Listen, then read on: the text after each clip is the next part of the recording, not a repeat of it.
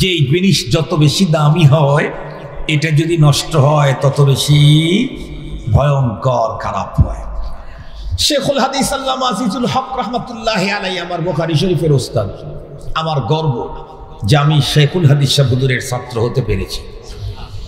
হুজুর আমাদেরকে বলতেন যে তোমরা দেখবা অনেক হোটেলের পাশে কিছু কুকুর দেখা যায়, যেই কুকুরের শরীরের উপরে স্কিনে একটা লোমও নাই। হুজুর বলেন বলো তো দেখি এই কুকুরের এই কন্ডিশন কেন? আমরা তো জানতাম না। হুজুর আমরা তো জানি না। হুজুর তখন বলতেন যে আমাদের দেশে সবচেয়ে দামি খাবার হলো ঘি। এই ঘি যদি নষ্ট হয় কোনো মানুষ খায় না। যেই কুকুরগুলা হোটেলের পাশে চামড়ার অবস্থা খারাপ, ওরা হলো ওই হোটেলের পচা ঘি খাইছে। পচা ঘি খাওয়ার কারণে কুকুরের পেটের কন্ডিশন আল্লাহ ভালো জানেন, তবে তার স্কিনের উপরে একটা লোমও নাই। তার মানে যেই জিনিস যত বেশি দামি হয় এটা খারাপ হলে তত বেশি খারাপ। জবান বড় দামি, এর দ্বারা শ্রেষ্ঠ ইবাদত, শ্রেষ্ঠ জিকির, সবচাইতে ওজনী আমল করা যায়। তবে খবরদার এই জবান যদি কখনো নষ্ট হয় তাইলে কিন্তু ভয়ঙ্কর। আল্লাহ পাকের রাসূল বলেছেন লিসান জিরমুহু সগীর জুরমুহু কবীর। জবান দেখতে ছোট, হাতের সমান, পা সমান, পেট পিঠ সমান না, কিন্তু এর অপরাধ বড় ভয়ঙ্কর। জবানের অপরাধ কত বড় ভয়ঙ্কর আমি মাঝে মাঝেই বয়ানে বলি। আব্দুল বাসেত খান 5 দিন পর্যন্ত ওয়াজ করলে যদি না বুঝে আসে, বিগত পতিত সরকার প্রধান শেখ হাসিনাকে জিজ্ঞেস করলে এক শব্দেই বলে দিবে যে জবানের কথা যে কত বড় ভয়ঙ্কর। কেমনে? বিগত 15 বছর পর্যন্ত কত আকাম কুকাম হয়ে গেল। একেবারে পিলখানা ট্রাজেডি, শাপলা ট্রাজেডি। বাংলাদেশের একজন তাফসীর জগতের একজন বড় মানুষ, তার রায় প্রদান করাকে উপলক্ষ করে কত মানুষের জীবন গেল। মোদিকে বাংলাদেশে আমন্ত্রণ নিয়ে কত মানুষের জীবন গেল। ভাস্কর্যের নামে মূর্তি প্রতিষ্ঠার আন্দোলনে সেটাকে নিয়ে কত মানুষের জীবন গেল।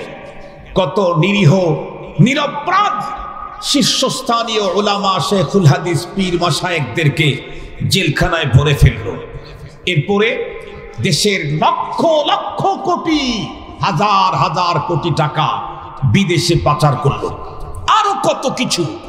তাতে কিছুই হলো না, কিন্তু শেষে এসে জবান থেকে কি একটা শব্দ বের হয়ে গেল, অমকের বাচ্চাদেরকে চাকরি দেব নাকি রাজাকারের বাচ্চাদেরকে দেব। এক শব্দে তার সব স্বপ্ন তছনছ।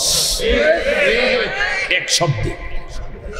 খুব ভালো করে বুঝতে হবে, একটা মাত্র শব্দ জবান থেকে বের হয়ে গেছে, সারা জীবনের সঞ্চিত সব তছনছ হয়ে গেল।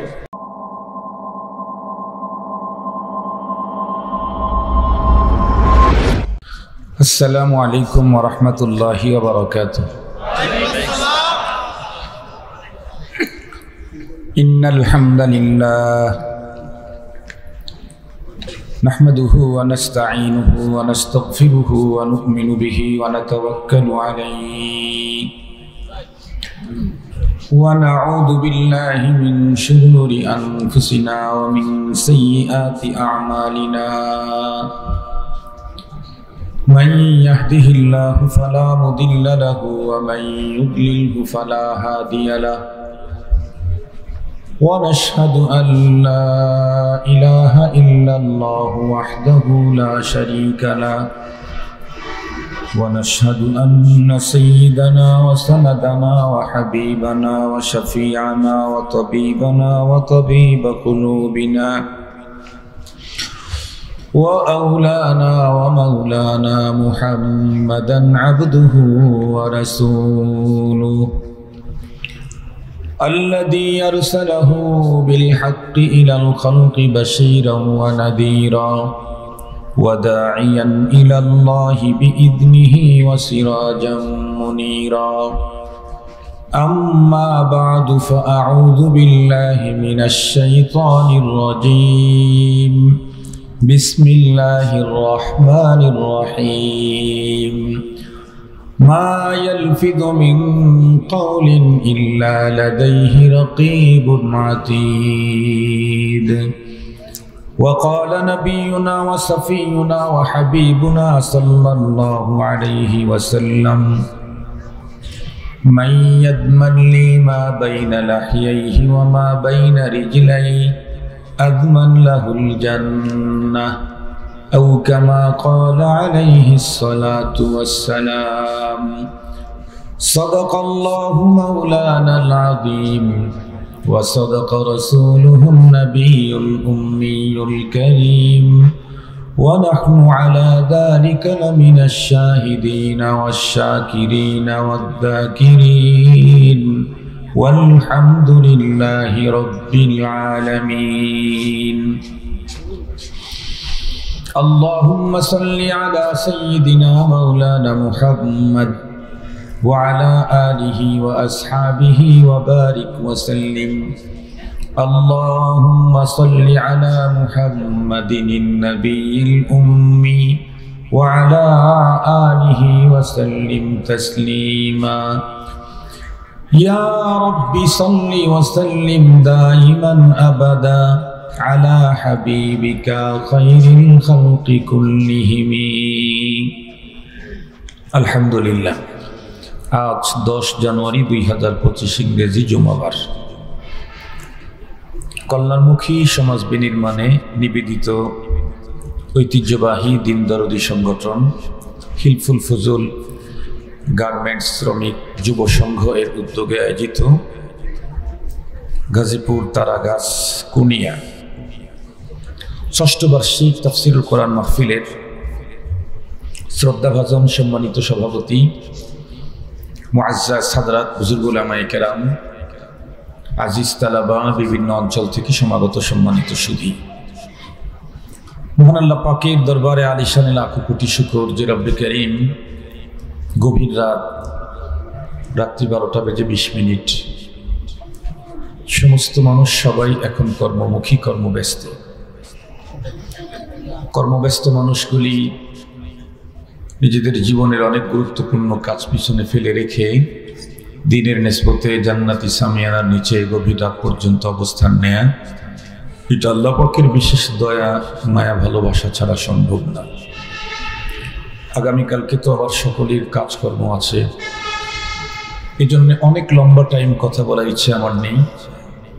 অনিচ্ছাকৃত দেরি এক জায়গার জ্যামেই আমাদের সব শেষ হয়েছে। মাগরিবের পরে প্রোগ্রাম ছিল ওই দিকে আশুলিয়া, ওই দিকে কন্টিনিউ যাব। আপনারা বিশ্বাস করবেন কিনা, আমি আমার গাড়ি রেখে হুন্ডায় আসছি লম্বাটাই 2 জায়গাতে, আর এক জায়গাতে রিক্সায় গেছি যত দ্রুত আমি আপনাদের কাছে আসতে পারি। কিন্তু इंसान हजारों कोशिश से कुछ भी नहीं कर सकता है, आखिर वही हो जाता है जो मंजूर खुदा होता है। ভাত পাকাইলেই যদি ভাত খাওয়া যেত তাহলে গণভবনের খানাগুলো আর একজন খাইতে পারত না। কি বলেন? ভাত পাকাইলেই খাওয়া যায় না, কিসে থাকা লাগে? নসিবে থাকা লাগে। তো আমি হুন্ডা নিয়ে চলি আর ভ্যান নিয়ে চলি, মালিক যে কয়টা এখানে আমাকে বাজেট দিয়ে রাখছেন, পেসপুস লেগে ওই কয়টা দিয়ে আমাকে আসতে হবে। আমি অনেক লম্বা কথা বলবো না, তবে গুরুত্বপূর্ণ একটা সাবজেক্ট নিয়ে কথা বলবো। আমি চেষ্টা করব 40 মিনিটের মধ্যে আলোচনা শেষ করতে ইনশাআল্লাহ। আমার আজকের আলোচনার বিষয়বস্তু হলো জবান। আল্লাহ পাক রব্বুল আলামিনের অসংখ্য অগণিত নেয়ামতের বাড়িধারা আমাদের উপরে 24 ঘন্টার প্রতিটি মুহূর্তেই চলমান আছে। একটা সেকেন্ড আল্লাহর দয়া মায়া ভালোবাসা ছাড়া পৃথিবীর কেউ বেঁচে থাকার সুযোগ নেই। একটা সেকেন্ড। বলেন তো দেখি, দুর্ঘটনা ঘটতে কি একদিন লাগে? 1 সেকেন্ড।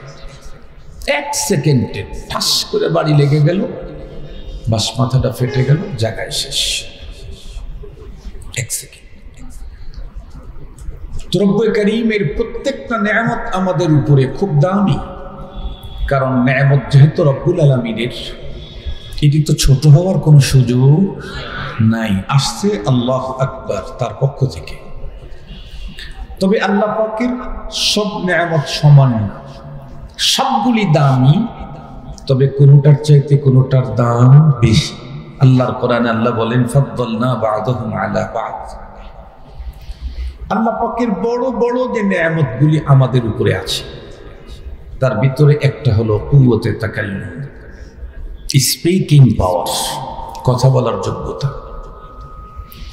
যেই নেয়ামতের কারণেই আমি মূলত এই চেয়ারে বসার সুযোগ পেয়েছি। আমার কাছে এখন যে ইলম আছে, এর চাইতে যদি কয়েক কোটি গুণে বেশি মালুমাত আল্লাহ আমাকে দিতেন, কিন্তু কথা বলার যোগ্যতা যদি আমার না থাকতো, তাহলে এই চেয়ারে বসার কোনো সুযোগ ছিল না।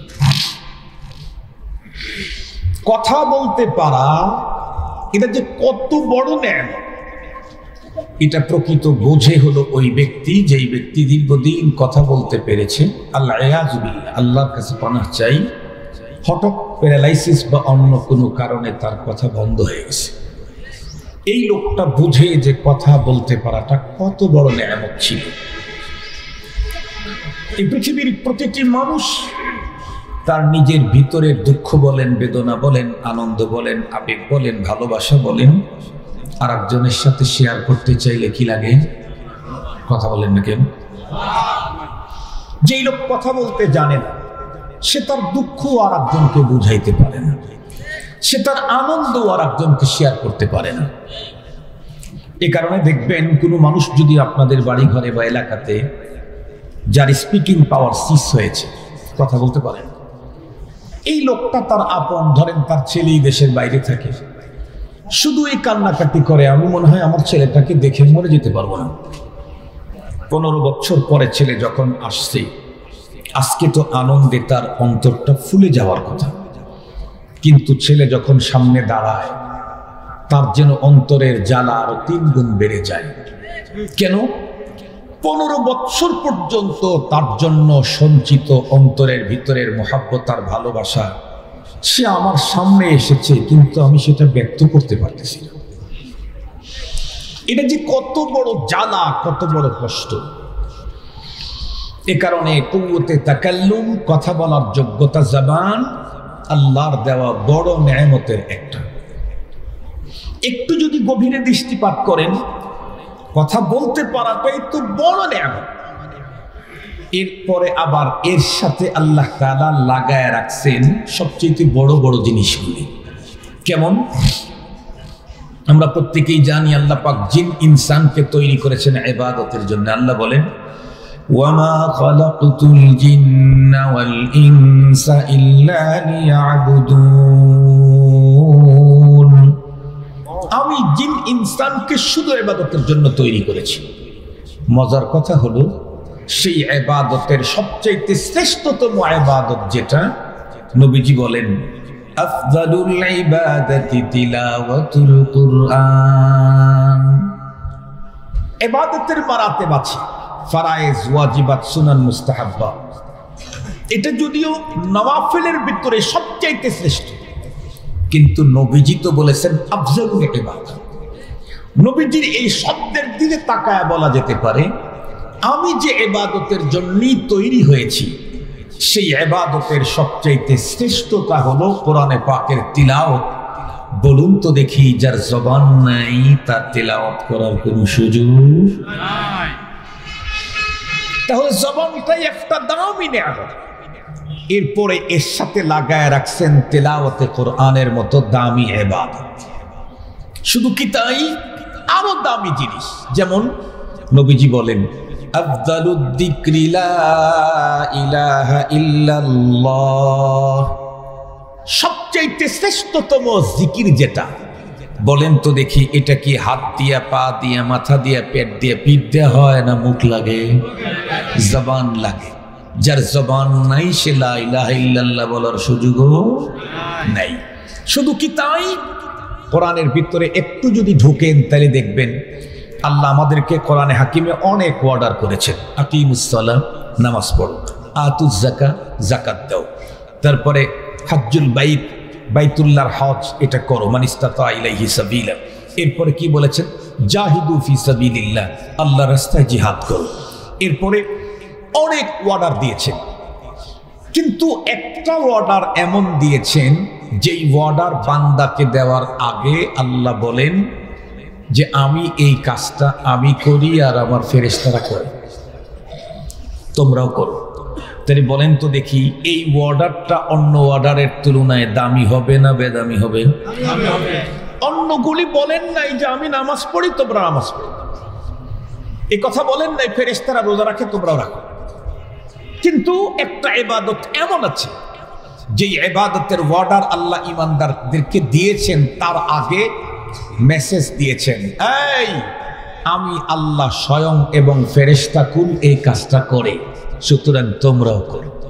সেই কাজটা কি? আল্লাহ পাক রব্বুল আলামিন কোরআন শরীফের ভিতরে বলেন, ইন্নাল্লাহা ওয়া মালাইকাতাহু ইউসাল্লুনা আলান নবী ইয়া আইয়ুহাল্লাযীনা আমানু সাল্লু আলাইহি ওয়া সাল্লিমু তাসলিমা। আল্লাহ পাক বলেন, নিঃসন্দেহে আল্লাহ এবং তার ফেরেশতাকুল নবীজির উপরে সালাত পাঠায়। সালাতের অনেক অর্থ আছে, আল্লাহর দিকে নিসবত করলে এক অর্থ, ফেরেশতা দিকে নিসবত করলে আর এক অর্থ, বান্দার দিকে নিসবত করলে আর এক অর্থ, পশু পাখির দিকে নিসবত করলে আর এক অর্থ। এই এতগুলি বলার তো আমার সময় নাই, 40 মিনিটে কি বলবো। এ কারণে এতটুকুন বললাম, আল্লাহ এবং ফেরেশতাকুল নবীর উপরে সালাত পাঠায়। ঈমানদার, তোমরাও নবীর উপরে সালাত আর সালাম প্রেরণ করো। বলুন তো দেখি, সেই সালাত আর সালাম হাত দিয়ে, পা দিয়ে, পেট দিয়ে, পিঠ দিয়ে, মাথা দিয়ে, চোখ দিয়ে, কান দিয়ে হয়? কি দিয়ে হয়? তাহলে দামি ইবাদত এটাও জবানের সাথে মুনসালিক। এরপরে কি? এই যে আপনারা এই যে দিক থেকে বাতাস আসতেছে, বারবার আমি এদিক তাকাইতেছি, শরীরে ওগুলো সব খুলে ফেলছি, বহেনের সময় গরম হয়ে গেছিল, দিকে বাতাস আসতেছে। এই যে ঠান্ডা বাতাস, কর্মময় জীবন, 10 ঘন্টা 12 ঘন্টা 14 ঘন্টা ওভার ডিউটি, কত কাজ। এরপরে দরকার ছিল এখন বাসায় একটু আরাম করা। আরাম তো করলেনই না। ইভেন কষ্ট করে যে টাকা ইনকাম করেছিলেন সেখান থেকে মোটা অঙ্কের টাকা এখানে ব্যয় করেছেন। গভীর রাত পর্যন্ত ধুলার আসনে বসে আছে। কেন? প্রত্যেকটা মানুষ এখানে যারা আসছে সবার লাস্ট শেষ টার্গেট একটা, সেটা কি? সেটা হলো আমরা আল্লাহ পাকের জান্নাতে যেতে চাই। হায়াতে দুনিয়াতে কষ্ট হোক, শ্রমিক হোক, মালিক হোক, যাই হোক, মরণের পরের জীবনটা আমরা জান্নাতে থাকতে চাই। রব্বুল আলামিন জান্নাতে যদি কেউ যেতে চায় তার জন্য একটা অপশন দিয়েছেন। সূরাতুল কারিয়াতে আল্লাহ তাআলা বলেন, فَأَمَّا مَنْ ثَقُلَتْ مَوَازِينُهُ فَهُوَ فِي عِيشَةٍ رَاضِيَةٍ। তুমি যদি জান্নাতে যেতে চাও তাহলে একটা কোয়ালিটি তোমার লাগবে। সেটি কি? কয় তোমার নেকির পালাটা পরপারে যদি ওজনই করাইতে পারো তাহলে ফাহুয়া ফি ঈশাতির রাদিয়া, তোমাকে জান্নাত দেওয়া হবে। কেউ যদি জিজ্ঞাসা করে, হুজুর একজন মানুষের ঈমান নাই, খুব নেকির পালা ওজনই করলো, তাইলে সেও কি জান্নাতে যাবে? শুধু যে নেকির পালা ওজনের কথা বললেন, মুহতারাম হাজিরিন, তাহলে এই প্রশ্নের উত্তরে বলা হবে, কোরআন শরীফের মধ্যে আল্লাহ তাআলা বলে দিয়েছেন, যার ঈমান নাই ওর জন্য পরপারে মিজানের পালা দাঁড়ি করানো হবে। আল্লাহ পাক বলেন, ফালা নুকিমু লাহু ইয়াউমাল কিয়ামাতি ওয়াজনা। কিয়ামতের দিন তো মাপামাপির ব্যবস্থা করা হবে যার ঈমান আছে তার জন্য। যার ঈমানই নাই তার জন্য পরপারে দাড়ি পালা দাঁড় করানোই হবে না। তাহলে আমাদের টার্গেট হলো পরপারে নেকির পালা কি করতে হবে? দাঁড়ি করতে হবে। এখন বুখারী শরীফের সর্বশেষ হাদিস খুলে দেখেন, নবীজি বলেন, কালিমাতান, দুইটা কালিমা আল্লাহর কাছে বড় প্রিয়, উচ্চারণ করা বড় সহজ, কিন্তু মিজানের পালায় তুলে দিলে সবচাইতে বেশি ওজন হবে এই কালিমা দুইটার। সেই কালিমা দুইটা হলো সুবহানাল্লাহি ওয়া বিহামদিহি সুবহানাল্লাহিল আযীম।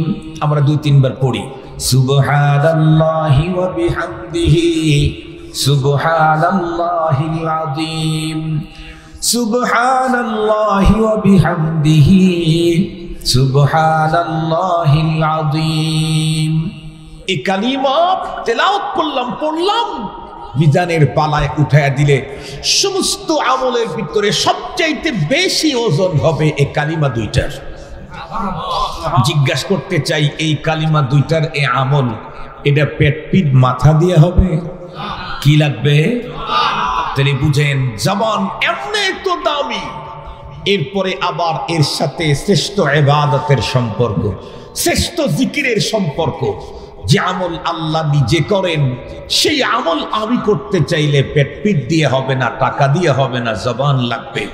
মিজানের পালায় সবচাইতে বেশি ওজনই হবে যে আমল, সেটার জন্য কি লাগে? তাহলে বুঝেন জবান কত বড় দামি।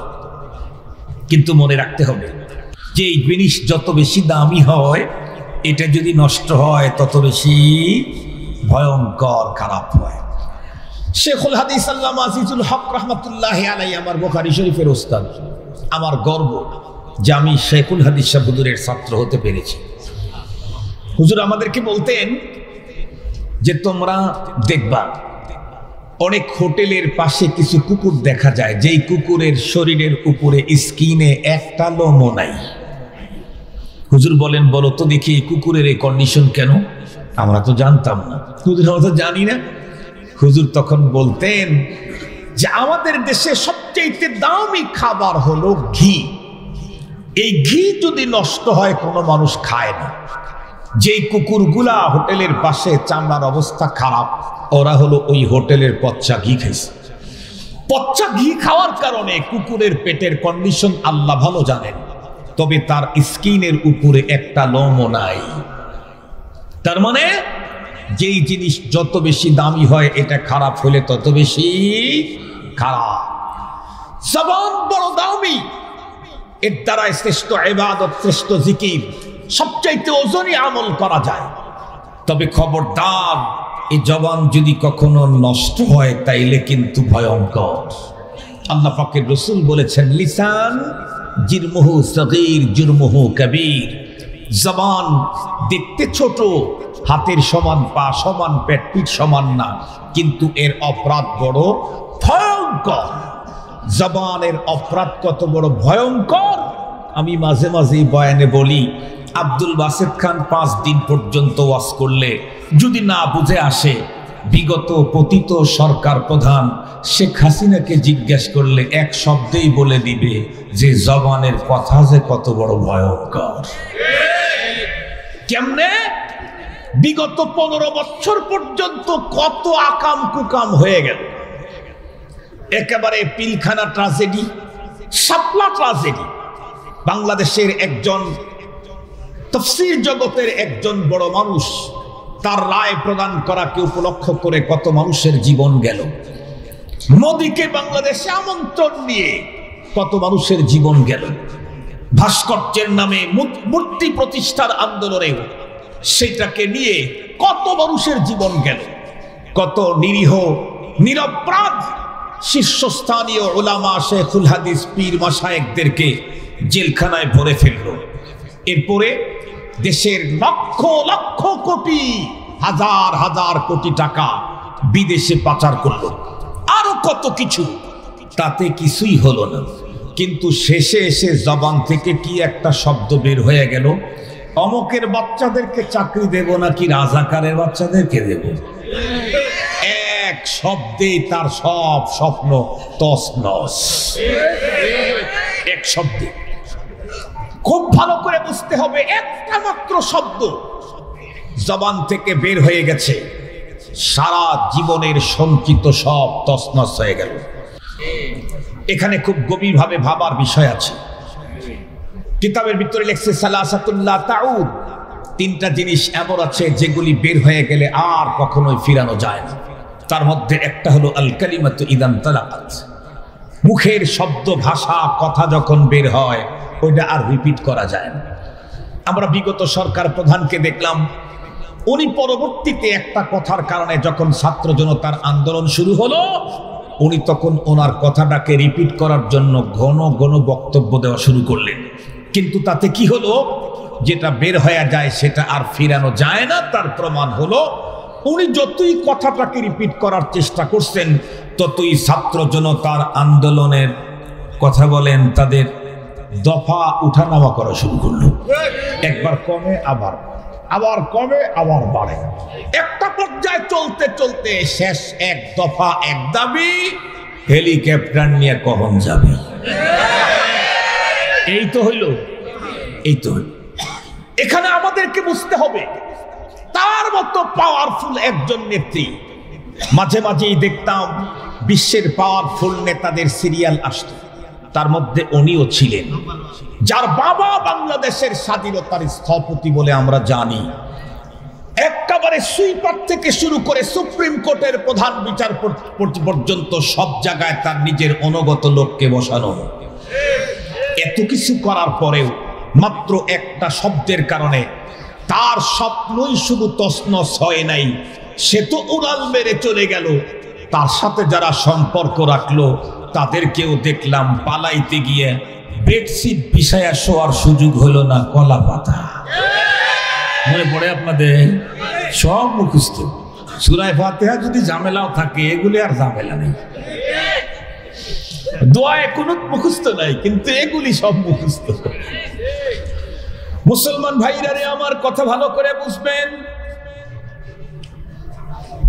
এই জন্য আল্লাহ পাক রব্বুল আলামিন কোরআনে হাকিমের সূরাতুল কফের 18 নম্বর আয়াতে কারিমা নাযিল করে পৃথিবীর মানুষকে আল্লাহ পাক সজাগ করায় দিলেন। আল্লাহ বলেন, মা ইয়ালফিদু মিন কাউলিন ইল্লা লাদাইহি রাকিবুন আতীদ। এই পৃথিবীর মানুষ, তুমি কথা বলার সময় অনেক বেশি কেয়ারফুলি থাকবা, সতর্কতার সাথে কথা বলবা, কারণ তোমার প্রত্যেকটি কথা রেকর্ড করে পরপারে বিচার করার জন্য আমি কিন্তু বন্দোবস্ত করে রেখেছি। আমার কথাগুলির উপরে পরপারে বিচার করার জন্য রব্বুল আলামিন কি আমার পিছনে লাগায় রাখছেন। সূরাতুল কফের 17 নম্বর আয়াতে কারিমাতে আল্লাহ পাক বলেন, ইদ ইয়াতালাক্কাল মুতালাক্কিয়ানি আনিল ইয়ামিনি ওয়া আনিশ শিমালি কাঈদ। খুব ভালো করে বুঝবেন, প্রতিটি মানুষের ডান দিকে এবং বাম দিকে একজন দুইজন করে ফেরেশতা নিয়োজিত আছে। এই ফেরেশতাগুলি বন্ধুরা আমার কতক্ষণ পর্যন্ত আমার সঙ্গে থাকবে? যতক্ষণ পর্যন্ত আমার জীবন চলে, নিঃশ্বাস আপ ডাউন করে, ততক্ষণ পর্যন্ত আমার সঙ্গে থাকে। একটা সেকেন্ডের জন্য এই ফেরেশতা আমার থেকে দূরে চলে যায় না। তাদের কাজগুলি কি? আল্লাহ পাকের কোরআনের আরেক জায়গায় আল্লাহ বলেন, ওয়া ইন্না আলাইকুম লাহাফিযিন কিরামান কাতিবিন ইয়ালামুনা মা তাফআলুন। একজন বাংলা কবি বড় চমৎকার বলে দিয়েছেন, কিরামান কাতিবিন, ফেরেশতা দুজন মানুষেরই সাথে থাকে সদা সর্বক্ষণ। পাপপূর্ণ ভালো মন্দ যা করে বান্দায়, সবই তারা লিখে রাখে আমলনামায়। হাদিসে পয়গম্বর বলেন, আমার ডান দিকে একজন আল্লাহ বসায় রাখছেন, বাম দিকে একজন বসায় রেখেছেন। এই দুইজনের ভিতরে নেতা বানায় দিয়েছেন আল্লাহ ডান দিকের ফেরেশতাকে। তাকে বলেছেন, আমার বান্দা তার জীবনের যত নেকির কাজ করবে তুমি সংরক্ষণ করবা। বাম দিকেরটাকে বলে দিয়েছেন, আমার বান্দার জীবনে যত গুনার কাজ করবে সবগুলি তুমি লিখে রাখবা। যা বলি জীবনে, যা বলি, এই যে যা বললাম এটাও লেখা আছে। চলো, ওঠো, বসো, এমনকি রোগাক্রান্ত হয়ে মানুষ আহ শব্দ করে না, এই কথাগুলাও লেখা থাকবে। এ কারণেই তো আল্লাহ পাকের কোরআনে আল্লাহ বলেন, ওয়াউদিআল কিতাবু ফাতারাল মুজরিমিনা মুশফিকিনা মিম্মা ফীহি ওয়া ইয়াকুলুনা ইয়া ওয়াইলাতানা মা লিহাদাল কিতাব লা ইউগাদিরু সগীরাতান ওয়ালা কাবীরাতান ইল্লা আহসাহা। পরপরে যখন আমাদের মতো উদাসীন মানুষ যারা জবান দিয়ে যাচ্ছে তাই বলেছি, মনে যা চাইছে তাই যারা করেছি, কখনো এই ফিকির করি নাই যে আমার প্রতিটি কর্ম প্রতিটি কথা রেকর্ড করা হচ্ছে, আমার পিছনে সিআইডি লাগানো আছে। এই কথা কখনো ভাবি নাই। মুখ থেকে যা আসছে তাই বলে দিয়েছি, মনে যা চাইছে তাই করে ফেলেছি। এখন তো আমলনামার ভিতরে গুনাহ গুনাহ আর গুনাহ, অপরাধের কাজ আমার আমলনামায় ভরে গেছে। এই জাতীয় লোকগুলি যখন তাদের সামনে আমলনামা হাজির করে দেওয়া হবে, ওরা তখন আমলনামা খুলে দেখবে আর বলবে, ইয়া ওয়াইলাতানা, হায় আফসোস, মা লিহাদাল কিতাব, এটা আবার কেমন কিতাব। জীবনের ছোট্ট থেকে ছোট্ট কোনো কথা এখানে ছাড়ে নাই, বড় থেকে বড় কোনো কথা ছাড়ে নাই, সবগুলি কথাই এখানে সন্নিবেশিত করা হয়েছে। কতদিন পর্যন্ত দুইজন ফেরেশতা আমার পিছনে লেগে থাকবে? আগেই বলা হয়েছে, যতক্ষণ পর্যন্ত আমার বন্ধুরা আমার বডির ভিতরে বাতাসের আপ ডাউন আছে, ততক্ষণ পর্যন্ত ফেরেশতা আমার পিছনে লাগা আছে। নেকি লিখতেছে, বদি লিখতেছে, পুণ্য লিখতেছে, পাপ লিখতেছে। লিখতে লিখতে যখন আমার মরণ হবে, দুইজন ফেরেশতা তখন আমার জীবন বৃত্তান্ত বইটাকে ক্লোজ করে ফেলবে। ক্লোজ করে তারা বন্ধুরা আমার ডাস্টবিনে ফেলে দেবে না, অন্য কোনো জায়গায় নিক্ষেপ করবে না। কোথায় কি করবে? ওই যে আমি ইন্তেকাল করে চলে গেলাম। আল্লাহর কোরআনে আল্লাহ পাক বলেন, ওয়া কুল্লু ইনসানিন আলজামনাহু তাইরাহু ফি উনুকিহি ওয়া নুখরিজু লাহু ইয়াওমাল কিয়ামাতি কিতাবান ইয়ালকাহু মানশুরা। ইকরা কিতাবাক ইকরা কিতাবাকা কাফা বিনাফসিকাল ইয়াওমা আলাইকা হাসিবা। খুব ভালো করে বুঝবেন, যত দূর পর্যন্ত মাইকের আওয়াজ যায়, আমাদের প্রত্যেকের কথাগুলি মনে রাখা দরকার। আমার জীবনে যা বলেছি সবগুলি বন্ধুরা আমার লিপিবদ্ধ করে রেখেছেন।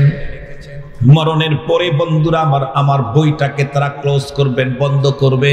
বন্ধ করার পরে আমার গলার ভিতরে পরপারে লটকায় দেওয়া হবে। এরপরে বন্ধুরা আমার গলার ভিতরে লটকায় যখন দিবে, পরবর্তীতে আমি ওই কিতাব খুললেই আমার জীবনের প্রত্যেকটি জিনিস সেই জায়গায় দেখতে পাবো। রব্বে কারীমের পক্ষ থেকে তখন আওয়াজ আসবে, ইকরা কিতাবাক, তুমি তোমার জীবন বৃত্তান্ত কি করেছো না করেছো তোমার বইটা তুমি পড়ো। কাফা বিনাফসিকাল ইয়াউমা আলাইকা হাসিবা, তোমার বিচার তুমি করো, তোমার জন্য নতুন কোনো বিচারকের নিয়োগ দেওয়ার প্রয়োজন নাই। কেন?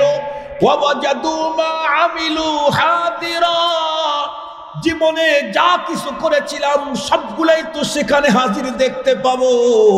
শুধুমাত্র কেবলমাত্র বন্ধুরা আমার লিখে রেখেছেন তা না, বরং আল্লাহর কোরআনে আল্লাহ বলেন, ফামান ইয়ামাল মিসকালা যাররাতিন খাইরান ইয়ারাহু ওয়া মান ইয়ামাল মিসকালা যাররাতিন শাররান ইয়ারা। এই যে কোরআনের তাফসীরের বরকতপূর্ণ মজলিসে রাত্রি প্রায় 1টা বেজে গেছে, এতক্ষণ পর্যন্ত বসে বসে কোরআনের আলোচনা করলাম, শুনলাম। এই ভিডিও ফুটেজটা ইনশাআল্লাহ পরপারে আমরা দেখতে পাবো। আলহামদুলিল্লাহ বললেন না? এটা তো অনেক বড় দিন থেকে শুরু হয়েছে, রাত্রি 1টা পর্যন্ত চলতে আছে। এটা তো বড়। এর চাইতে ছোট ছোট অনেক ছোট বন্ধুরা আমার এগুলির ভিডিও ফুটেজ আল্লাহ পাক আমাদেরকে দেখায় দিবেন। ফামাইয়া আমাল মিসকালা দাররাতিন খাইরান ইয়ারা। এই যে আমি হাত এমন করছি, আপনারা মুস্কি হেসেছিলেন, সুবহানাল্লাহ বলেছিলেন, আওয়াজ করেছিলেন, হাত উঁচু করেছিলেন, সবগুলি হুবাহু বন্ধুরা আমার এই প্রোগ্রামের ফুটেজ আমাদেরকে পরবর্তী পরপারে দেখানো হবে। মন্দ কাজ করেছি সেটাও দেখানো হবে, মুখ দিয়ে সুন্দর কথা বলেছি তাও বন্ধুরা আমার দেখানো হবে। মন্দ কথা বলেছি, ভালো কথা বলেছি, কোনোটাকে ছেড়ে দেওয়া হবে না। সেই দিন বলা হবে, প্রতিটি মানুষ তখন দেখবে ভালো কাজের বন্ধুরা আমার কি কি প্রতিদান, মন্দ কাজের কি প্রতিদান, ভালো কাজের কি মজা, মন্দ কাজের কি সাজা। এগুলি প্রতিটি মানুষ পরে তখন নিজের চোখে দেখবে। রব্বে কারীম বলবে, এখন তুমি তোমারটা দেখো আর তোমার বিচার তুমি করো। দেখো আর করো, দেখতেছে তো এই ভালো কাজের এই মজা, এই মন্দ কাজের এই সাজা। তোমার কয়টা কয়টা কোনটা আছে তুমি বেছে নাও। ওই যে ঢাকা শহরের মধ্যে মাঝে মাঝে বলে না 20 টাকা 20 টাকা 20 টাকা বাচ্চালন বলে না 20 টাকা 20 টাকা বাচ্চালন। রব্বে কারীম দেখা দিবে, এই যে দেখো ভালো কাজের এই মজা, মন্দ কাজের এই সাজা।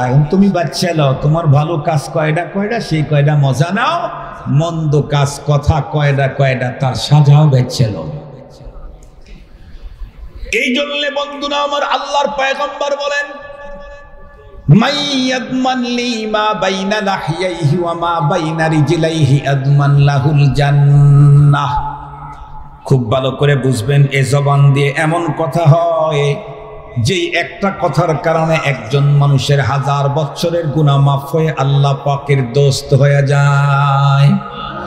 আবার এই জবান দিয়ে এমনও কথা বের হয়, এক কথার কারণে 1000 বছরের ইবাদত মুহূর্তের ভিতরেই শেষ হয়ে যায়। এই জন্য মুসলমান, আমাদের প্রত্যেককে দুনিয়ার ভিতরে আওয়াজ করার আগে ভাবা লাগবে, আমি যেই কথা বলতে চাই এই কথার কারণে তো দুনিয়াতে আমাকে অপমান হতে হবে না, এই কথার কারণে তো আমাকে জুতার মালা করতে হবে না, এই কথার কারণে তো আমাকে জাতির সামনে লজ্জিত হয়ে ক্ষমা চেতে হবে না। যদি এমনটি হয় তাহলে আমি আমাকে লজ্জিত করব কেন? শরীয়তে তো নিজেকে লজ্জিত করা জায়েজ নাই। অন্য মানুষকে যেমন অপমান করা জায়েজ নাই, নিজে নিজেকেও অপমান করার শরীয়তের ভিতরে বিধান নাই। মুসলমান বিশেষ করে এমন কথা যেন মুখ থেকে বের না হয় যেই কথার কারণে আমি আল্লাহর আদালতে একজন ভয়ঙ্কর আসামি হিসাবে আল্লাহর আদালতে দাঁড়াতে হয়। এমন কথা যেন কখনোই আমাদের মুখ থেকে বের না হয়। বন্ধুরা আমার, যদি আমাদের মনের ভিতরে অনেক কিছু বলার ইচ্ছে জাগে তাহলে আমরা বলি লা ইলাহা ইল্লাল্লাহ, লা ইলাহা ইল্লাল্লাহ। আরো যদি কিছু বলতে ইচ্ছে করে তাহলে বলি সুবহানাল্লাহি ওয়া বিহামদিহি সুবহানাল্লাহিল আযীম। আরো যদি কিছু বলতে ইচ্ছে করে তাহলে বলি সাল্লাল্লাহু আলাইহি ওয়াসাল্লাম সাল্লাল্লাহু আলাইহি ওয়াসাল্লাম। আরো যদি লম্বা বলতে ইচ্ছে করে তাহলে বলি বিসমিল্লাহির রহমানির রহিম। ওয়াদ-দুহা ওয়াল-লাইলি ইযা সাজা মা ওয়াদ্দা'কা রাব্বুকা ওয়া মা ক্বালা ওয়ালাল আখিরাতু খায়রুল লাকা মিনাল উলা ওয়ালাসাওফা ইউ'তিকা রাব্বুকা ফাতারদা আলাম ইয়াজিদকা ইয়াতীমান ফাআওয়া ওয়া ওয়াজাদাকা দাল্লান ফাহাদা ওয়া ওয়াজাদাকা আইলান ফাআগনা فأما اليتيم فلا تقهر وأما السائل فلا تنهر وأما بنعمة ربك فحدث। যদি বলেন হুজুর আপনি তো হুজুর মানুষ, তাই তো পড়তে পারলেন, আমি তো পারি না, আপনি কি এটাও পারেন না? বিসমিল্লাহির রহমানির রহিম। قل هو الله أحد الله الصمد لم يلد ولم يولد ولم يكن له كفوا أحد। এটাও যদি পড়তে পারেন, এটা টাইমে আপনার জন্য কি পরিমাণে পুঁজি জমা হবে। নাম্বার 1 আফজালুল ইবাদত হবে। নাম্বার 2 প্রতিটা অক্ষরে কমপক্ষে 10 নেকি অথবা 70 নেকি অথবা 40 নেকি করে আপনার অ্যাকাউন্টে জমা হবে। নাম্বার 3 10 পারা কোরআন শরীফ তেলাওয়াত করার নেকি 3 আয়াতে আল্লাহ আপনাকে দান করে দিয়ে দিবে। নাম্বার বন্ধুরা আমার, চতুর্থ নাম্বার, কোরআনে পাকের তিলাওয়াতের দ্বারা ঈমান বাড়তে থাকবে। পঞ্চম নাম্বার, কোরআনে পাকের তেলাওয়াতের দ্বারা আল্লাহর সঙ্গে মহব্বত গভীর হবে। ষষ্ঠ নাম্বার, আল্লাহ পাকের কোরআনের তেলাওয়াতের কারণে দুনিয়াতে যখনই কোনো গুনাহ করি, আমরা যেমন স্কুলের ভিতরে এক ক্লাসে অ্যাবসেন্ট থাকলে স্যার কি গালি দিতেন? আরে বলেন না, অনেক বেশি পড়েন নাই, 1-2 তো পড়ছেন, অনেক বেশি পড়েন নাই, মক্তবে তো গেছেন, এক ক্লাসে না থাকলে ওখানে কোন গালি দেয়? ক্লাসে উপস্থিত না থাকলে ওস্তাদ লাল কালি দেয়। আর এই পৃথিবীর কোন মুসলিম নারী পুরুষ বালেগা হওয়ার পরে যদি কোনো গুনাহ করে, রব্বুল আলামিন ওর কলজার উপরে কালো কালিতে ডাকতে দেয়। সহিহ হাদিস খুলে দেখেন, সহিহ হাদিস, মানুষ একটা গুনাহ করে তার কলবের উপর একটা কালো দাগ পড়ে, আর একটা গুনাহ করে আর একটা কালো দাগ পড়ে, এভাবে দাগ পড়তেই থাকে। আর এই দাগ, একটা দাগ থাকতে পরপারে কেউ জান্নাতে ঢুকতে পারবে না। এই দাগ ক্লিয়ার করতে হবে। দুনিয়াতে যদি কেউ ক্লিয়ার করতে চান সহজ, আখেরাতে ক্লিয়ার করা বড় কঠিন। আখেরাতে এই দাগ ক্লিয়ার করতে চাইলে দুইটা পদ্ধতি। একটা হলো আল্লাহ চাইলেন, বললেন আমি ক্লিয়ার করে দিলাম, তাহলে তো আলহামদুলিল্লাহ। মালিক যদি বলে না আমি তোকে ক্লিয়ার করবো না, তুই ক্লিয়ার করে আস, তাহলে দুনিয়াতে যেমন লোহার জং পরিষ্কার করার জন্য আগুনে দিতে হয়, পরপারে মানুষের কলবের জং দূর করার জন্য জাহান্নামের আগুনে পড়তে হবে। এছাড়া আর কোনো পদ্ধতি নেই। কিন্তু দুনিয়াতে এই কালো দাগ পরিষ্কার করার অনেক পদ্ধতি আছে। তার ভিতরে একটা হলো কোরআনে পাকের তিলাওয়াত যখন চলতে থাকে, রব্বুল আলামিন বান্দার কলবের উপরে কালো যে দাগ দিয়েছিলেন সবগুলি সাদা ফুল দিয়ে মুছে দিতে থাকে। আর যদি তওবা করে ফেলে তাহলে যত জায়গায় কালো দাগ লাগাইছিলেন তত জায়গায় আবার নতুন করে নেকি অ্যাড করে দিতে থাকে। যত লক্ষ গুনাহের কারণে যত জায়গায় দাগ পড়েছিল তত জায়গায় এখন নেকি অ্যাড করে দিল, নেকি অ্যাড করে দিল। আল্লাহু আকবার বলেন। তাহলে যদি বলতেই ইচ্ছে করে কালিমা বলবো, যদি বলতেই ইচ্ছে করে সুবহানাল্লাহি ওয়া বিহামদিহি সুবহানাল্লাহিল আযীম বলবো, যদি বলতেই ইচ্ছে করে দরুদ শরীফ বলবো, যদি অনেক বলতে ইচ্ছে করে কোরআনে পাকের তিলাওয়াত করব, এটা টাইমে একটা, দুইটা, তিনটা, চারটা, পাঁচটা, সাতটা, 10টা পর্যন্ত, 20টা পর্যন্ত মর্যাদা শুধু কোরআন তেলাওয়াত থেকেই আমি পেতে থাকি। ইনশাআল্লাহ রাজি আছেন? ইনশাআল্লাহ। আল্লাহ পাকের রাসূল বলেছেন, মাইয়াদমাননি মা বাইনা লাহইয়াই ওয়া মা বাইনা রিজলাই আযমান লাহুল জান্নাহ। এই আমার উম্মত, তোমরা তোমাদের বডির 2টা অঙ্গকে সেভ করার জন্য জামানত দাও আমাকে, আমি মহানবী তোমাকে জান্নাতে ঢুকানোর জামিন হয়ে গেলাম। আমার স্ত্রীটা আমাকে কন্ট্রোল করতে বলে নাই, আমার ছেলেরটাও বলে নাই, আমার আব্বারটাও বলে নাই, আমাকে বলছে আমারটা। সহজ না? স্ত্রীরটা করা অত সহজ না, সন্তানেরটা অত সহজ না, বাবারটাও অত সহজ না। আমি কেমনে পারবো? পয়গম্বরই পারে নাই। ইব্রাহিম আলাইহিস সালাম মুসলিম জাতির পিতা, বাবারে পারে নাই। কথা বলেন না কেন? ইব্রাহিম ইসলাম তার বাবারে মুসলিম বানাইতে পেরেছেন? পারেন নাই। লূত আলাইহিস সালাম পয়গম্বরের বড় একজন পয়গম্বর, স্ত্রীরে পারেন নাই, হয় নাই। হযরতে নূহ আলাইহিস সালাম অনেক বড় পয়গম্বর, নিজের সন্তান রে পারেন নাই কালিমা পড়াইতে, ঈমান আনাইতে পারেন নাই। মুহতারাম হাজিরিন, এইরকম স্ত্রী বলেন, ভাই বলেন, বোন বলেন, অন্য কাউকে আল্লাহ আমাকে জিম্মাদারি দেন নাই। বলছেন তুমি তোমার জিহ্বাকে কন্ট্রোল করো আর তোমার লজ্জাস্থানকে কন্ট্রোল করো, আমি তোমাকে পরপারে জান্নাতে নেওয়ার জন্য জামিন হয়ে গেলাম। আপনারা বলেন তো দেখি, বাংলাদেশের আদালতে কারো একটা মামলা হয়ে গেছে, তো পিপি তাকে বলছে যে 5 লাখ টাকা দিয়ে দাও, মামলা জামিন করায় দিই, তাহলে আর কোনো পেরেশানি আছে? পিপি যদি বলে থাকে যে জামিন করায় দেব, তাইলে আর কোনো পেরেশানি কেন? আমাদের বাংলাদেশের ব্যারিস্টার জজরা চলে হলো পিপির কথায়, আর পিপির কাছে ওহি আসে হলো রাজনৈতিক নেতাদের পক্ষ থেকে। ঠিক বললাম না? ঠিক বললাম? রাজনৈতিক নেতারা ওহি পাঠায়, এই অমকের অমক মামলা, অমকের অমক মামলা, বিচারপতিকে বলে দিও এই এই সিদ্ধান্ত, বস যা বলবে তাই। পিপি যদি বলে কাউকে তোমার জামিন করে দেব, তাহলে তার পেরেশানি নেই। আল্লাহর আদালতের প্রধান পিপি মুহাম্মদুর রাসূলুল্লাহ সাল্লাল্লাহু আলাইহি ওয়াসাল্লাম, আল্লাহ দুনিয়াতেই তার রাসূলকে জানায়া দিয়েছেন, পরপারে আপনি যার ব্যাপারেই আপিল করবেন আপনার আপিল মঞ্জুর করা হবে। সেই রাসূল বলতেছেন তুমি তোমার 2টা অঙ্গকে কন্ট্রোল করো, তোমার জবান কন্ট্রোল করো, তোমার লজ্জাস্থান কন্ট্রোল করো, আমি তোমাকে জান্নাতে নিয়ে যাওয়ার জামিন। আমরা কন্ট্রোল করতে পারবো না ইনশাআল্লাহ? এখন থেকেই নিয়ত করি, অতীতে যদি কিছু হয়েছে মালিকের কাছে তওবা করি। এখন থেকে নিয়ত করি, আল্লাহ মৃত্যুর আগ পর্যন্ত এমন কোনো কথা বলতে চাই না যে কথার দ্বারায় আমি দুনিয়াতে লজ্জিত হই, পরপারে তোমার আদালতে আমি আসামির কাঠগড়ায় দাঁড় হতে হয়। এমন কথা আমি বলতে চাই না, তুমি আমাকে হেফাজত করো।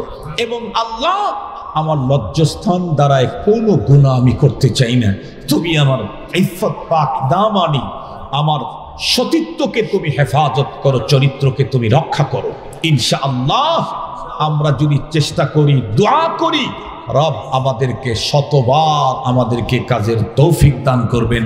আর আল্লাহ পাকের রসুলের জামানাতে পরপারে জান্নাতেই চলে যাব, কোনো পেরেশানি নাই।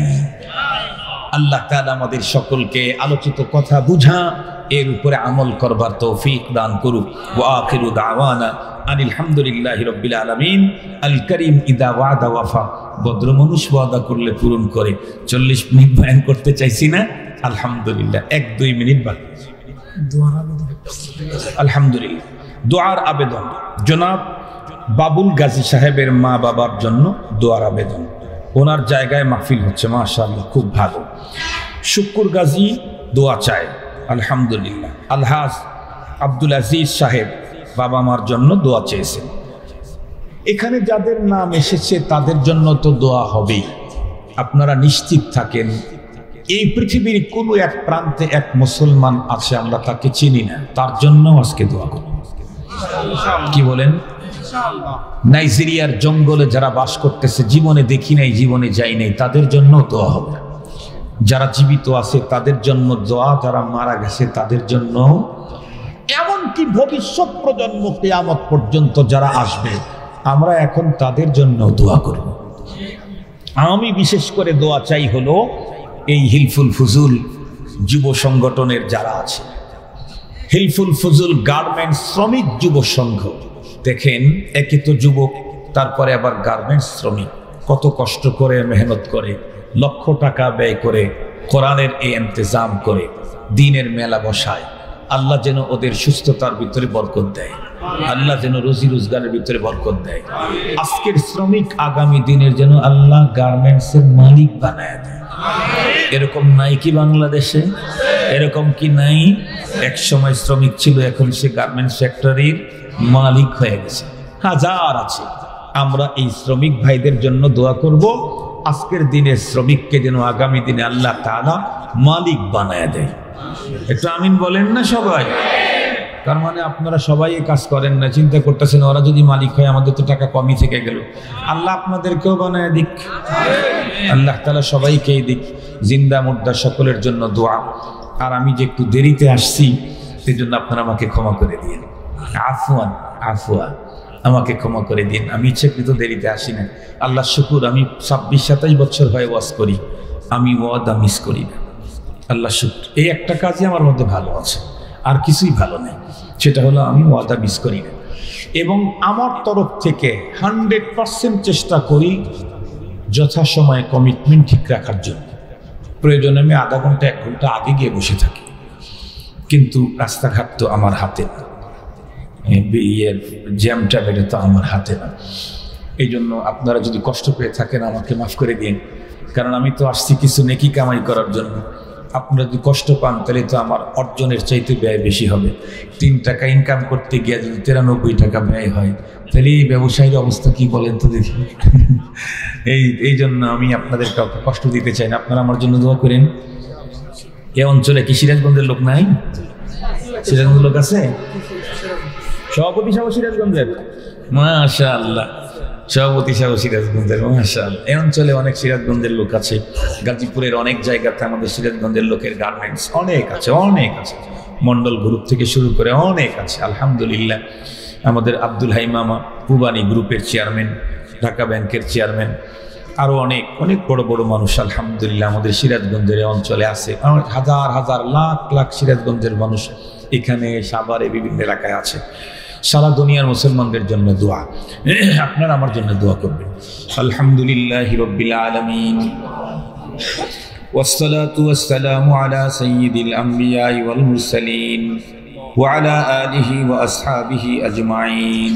ربنا ظلمنا أنفسنا وإن لم تغفر لنا وترحمنا لنكونن من الخاسرين ربنا لا تزغ قلوبنا بعد إذ هديتنا وهب لنا من لدنك رحمة إنك أنت الوهاب اللهم حبب إلينا الإيمان وزينه في قلوبنا وكره إلينا الكفر والفسوق والعصيان اللهم نور قلوبنا بنور القرآن وزين أخلاقنا بزينة القرآن ونجنا من النار بالقرآن وأدخلنا الجنة بالقرآن اللهم إنك عفو كريم تحب العفو فاعف عنا رب ارحمهما كما ربياني صغيرا رب ارحمهما كما ربياني صغيرا ربنا هب لنا من أزواجنا وذرياتنا قرة أعين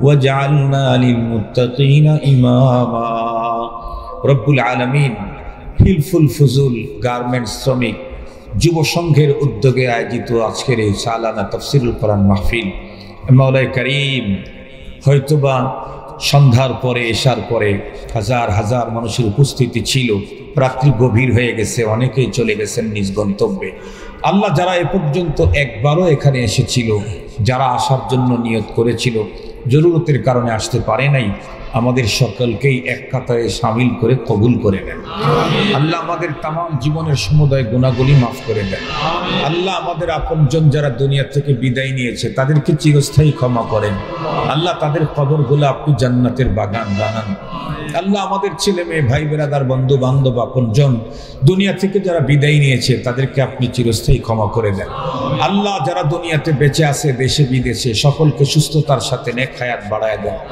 নেক জিন্দেগি নসিব করেন ইয়া আল্লাহ বিল খুসুসে যুবকরা কত মেহনত করে কত কষ্ট করে এরপরেও কোরআনের মেলা এখানে বসিয়েছে নিজের পকেটের টাকা ব্যয় করে আল্লাহ ওদেরকে দুনিয়া এবং আখিরাতে উত্তম প্রতিদান দান করে দেন আল্লাহ ওদের সুস্থতার ভিতরে বরকত নসিব ফরমান আল্লাহ ওদের রুজি রোজগারের ভিতরে বরকত দান করেন আল্লাহ ওদের বাড়িঘর গ্রামের বাড়িঘরের ভিতরে বরকত দান করেন আল্লাহ ওদের চিন্তা চেতনার ভিতরে বরকত দান করেন আল্লাহ ওদের থিসিস গবেষণার ভিতরে বরকত দান করেন আল্লাহ ওদের আহলে ইয়ালের ভিতরে বরকত দান করেন আল্লাহ হর তরফের বরকত তাদেরকে নসিব ফরমান রব্বুল আলামিন যত মানুষ আমাদের কাছে দোয়ার আবেদন করেছে তাদের হকে দোয়া কবুল করে নেন আল্লাহ যত মানুষ আমাদের কাছে দোয়ার হক রাখে যত মানুষকে দোয়া করার ওয়াদা করে থাকি তাদের প্রত্যেকের হকে আপনি দোয়া কবুল করে নেন রব্বুল আলামিন কার অন্তরের ভিতরে কোন বৈধ তামান্না আছে কবুল করেন